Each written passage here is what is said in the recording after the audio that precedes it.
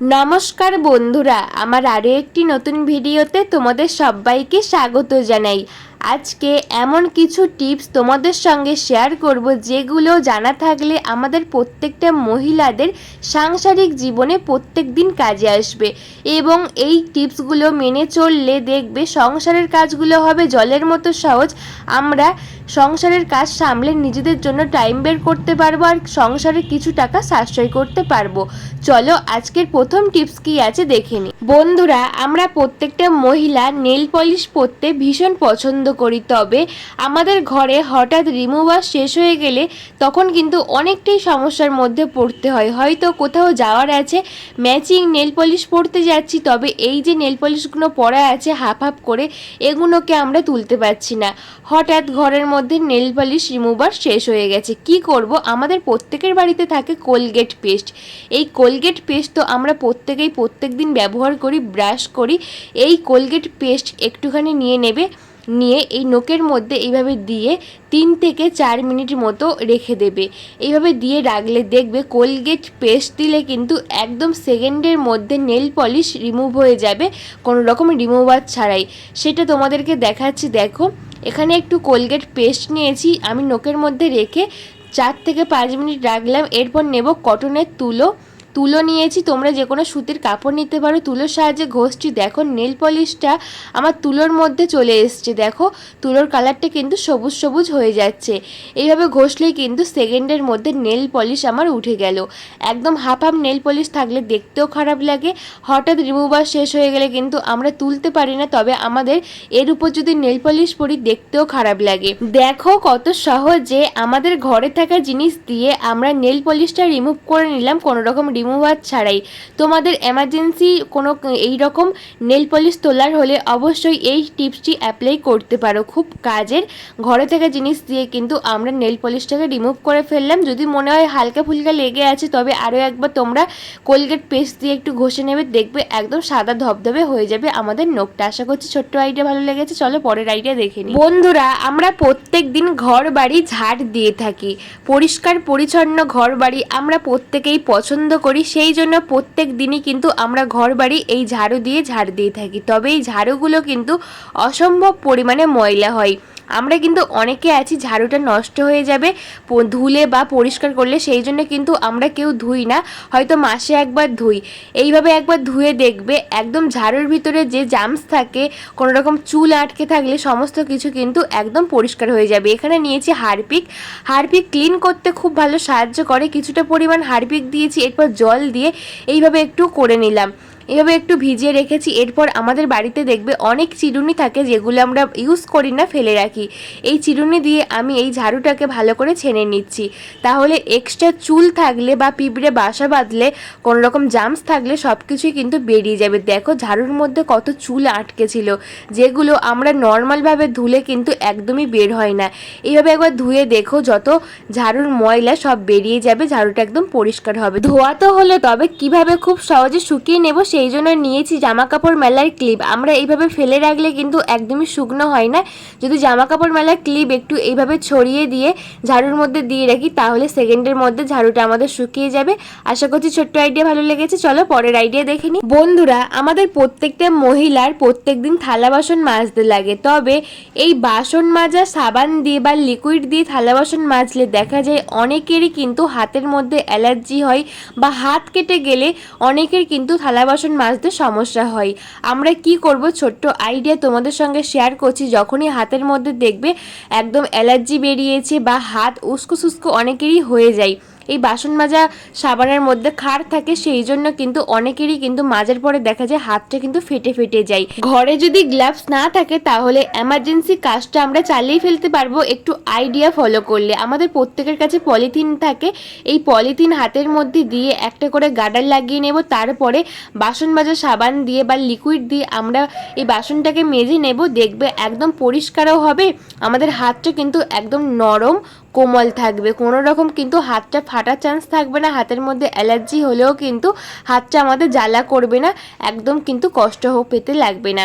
দেখো হাতটা কিন্তু একটুও ভিজবে না। আশা করছি এই ছোট্ট আইডিয়া তোমাদের ভালো লেগেছে। এইভাবে কিন্তু আমরা সংসারের কাজটা করে ফেলতে পারবো, এমনকি আমাদের হাতে বা আমাদের শরীরে কোনো রকম ক্ষতি হবে না।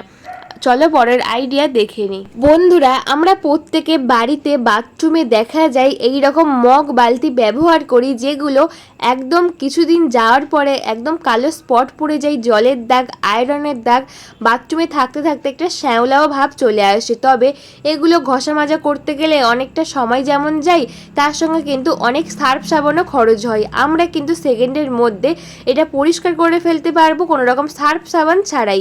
এখানে নিয়েছি একটা বালতি আর মগ। দেখতেই পাচ্ছ বালতির গায়ে একদম শ্যাওলা ধরে গেছে বাথরুমে থেকে থেকে, আর মগের গায়ে কিন্তু কালো একটা স্পট পড়ে গেছে, জলের একটা দাগ, আয়রনের একটা দাগ পড়ে গেছে। এটাকে আমরা কিভাবে পরিষ্কার করবো চলো দেখে নিই। এখানে নিয়েছি হারপিক। আমাদের প্রত্যেকের কাছে কিন্তু বাথরুম পরিষ্কার করার জন্য হারপিক থাকে। এখানে আমি 1 চামচ হারপিক দিয়ে কিন্তু মগ বালতি পরিষ্কার করে ফেলবো। এখানে 1 চামচ হারপিক নিয়েছি আর নিয়েছি স্কচব্রাইট। তবে এখানে হাত দিয়ে আমরা যদি এটাকে করতে যাই, দেখা যায় হাতের মধ্যে কিন্তু অ্যালার্জি বেরিয়ে যায়, হাতটা কিন্তু একদম নষ্ট হয়ে যায়, উস্কো সুস্কো হয়ে যায়। আমরা হাতের মধ্যে একটা পলি ব্যাগ পরে নিয়ে তার মধ্যে নিয়ে নেব এইরকম একটা গার্ডার। এরপরে আমরা স্কচব্রাইট দিয়ে যদি আমাদের এই প্রয়োজনীয় প্লাস্টিকের জিনিসপত্র, যেগুলো একদম অচল, যেগুলো ব্যবহার করতে পারবো না, এতটাই পরিমাণে ময়লা হয়, সেগুলোকে পরিষ্কার করে ফেলতে পারবো। দেখবে 1 চামচ হারপিকে কিন্তু তোমরা 2-3টে মগ বালতি পরিষ্কার করে ফেলবে, আর একদম পরিষ্কার পরিচ্ছন্ন হবে, হাতেরও কিন্তু কোনো রকম ক্ষতি হবে না। বাড়িতে যদি গ্লাভস না থাকে তোমরা কিন্তু এই আইডিয়াটি অবশ্যই ফলো করো, দেখবে তোমাদের বাথরুমের এই রকম বালতি, মগ, গাবলা একদম পরিষ্কার পরিচ্ছন্ন হয়ে যাবে 1 চামচ হারপিক দিয়ে। আমি দেখো ভালো করে ঘষে নিয়েছি, এরপর ধুয়ে তোমাদেরকে দেখিয়ে দিচ্ছি। দেখবে প্রথমে একদম শ্যাওলা ধরেছিল, এখন কিন্তু একদম পরিষ্কার পরিচ্ছন্ন হয়ে একদম চকচকে হয়ে গেছে, মনে হচ্ছে সবাই যেন কিনে এনেছে। দেখো প্রথমে মগটার মধ্যে কালো স্পট পড়েছিল, একদম আয়রনের দাগ, জলের দাগ সমস্ত কিছু উঠে গেছে, আর বালতির মধ্যে কিন্তু শ্যাওলা ধরে গেছিলো বাথরুমে থেকে থেকে, সেটাও কিন্তু পরিষ্কার হয়ে গেছে। আশা করছি ছোট্ট আইডিয়া ভালো লেগেছে। ভালো লাগলে অবশ্যই আমার চ্যানেলটাকে সাবস্ক্রাইব করে প্লিজ আমার পাশে থাকবে। চলো পরবর্তী টিপসটি দেখে নিই। বন্ধুরা, আমরা প্রত্যেকেই কিচেন সিঙ্ক বা বেসিন ব্যবহার করি। এই কিচেন সিঙ্কগুলো দেখা যায় আমরা প্রত্যেক দিন মাছ মাংস ধুই, থালা বাসন মাজি, সবজি ধুই, সেই জন্য কিন্তু আষ্টে গন্ধও যেমন ছাড়তে থাকে, সেই সঙ্গে কিন্তু আমাদের এই কিচেন সিঙ্কটা একদম নষ্ট হয়ে যায়, একদম কালচে দাগ চলে আসে। আমরা কি করব, আমাদের চা পাতা ইউজ করা চা পাতা যেটা আমরা ফেলে দিই, ওই চা পাতা দিয়ে পরিষ্কার করতে পারবো। এখানে আমি চা পাতা দিয়েছি আর নিয়েছি স্কচব্রাইট। একটু ফেলে দেওয়া চা পাতা আর স্কচব্রাইট দিয়ে ঘষলে দেখবে একটা সুন্দর গ্লেসি ভাব চলে আসবে, যে আষ্টে গন্ধ ওটা কিন্তু চলে যাবে, একদমই কিন্তু আষ্টে গন্ধ থাকবে না, আর যে গ্লেস ভাবটা চলে গেছিলো ওটা কিন্তু চলে আসবে। চা পাতা কিন্তু আমাদের ক্লিন করতে খুব ভালো সাহায্য করে, তোমরা একবার না ব্যবহার করলে বিশ্বাস করবে না। দেখো আমাদের কিচেন সিঙ্কটা একদম নতুনের মতো চমকাচ্ছে, ঝকঝকে হয়ে গেছে।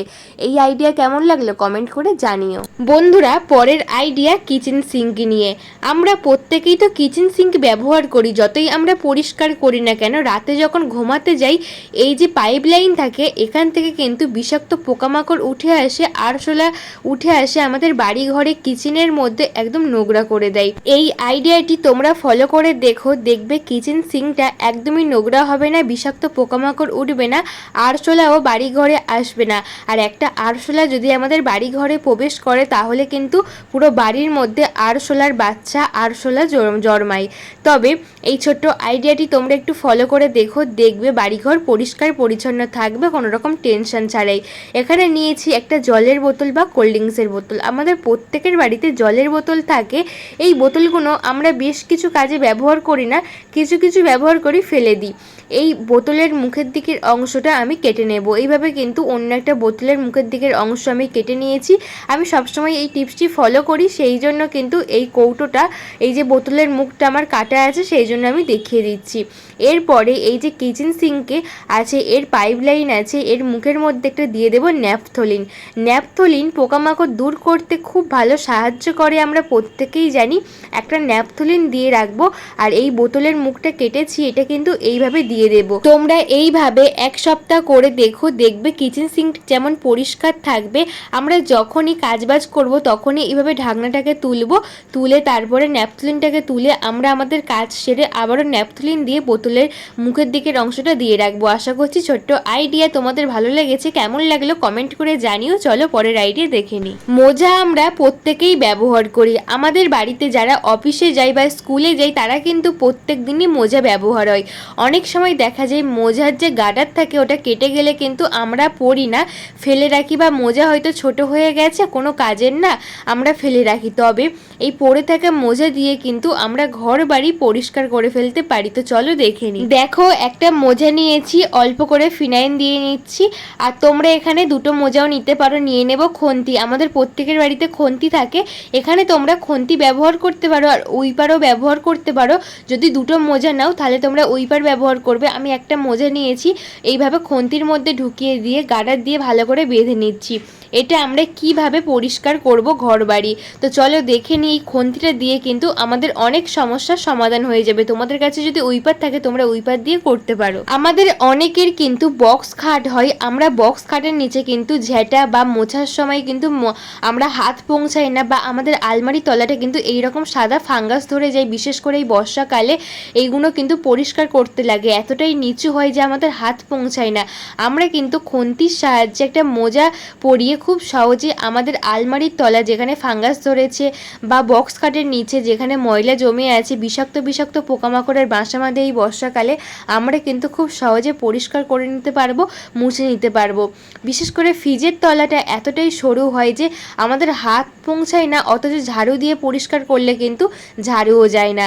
আর খন্তি কিন্তু খুব চিটে হয়, সেই জন্য খন্তি দিয়ে কিন্তু আমরা আমাদের ফ্রিজের নিচটা পরিষ্কার করে ফেলবো। দেখো কতটা পরিমাণে ময়লা বেরিয়েছে। আজকের টিপসগুলো তোমাদের কেমন লাগলো কমেন্ট করে জানিও। তোমাদের একটা কমেন্ট আমাকে আরও বেশি মোটিভেট করে অন্য ভিডিও বানানোর জন্য।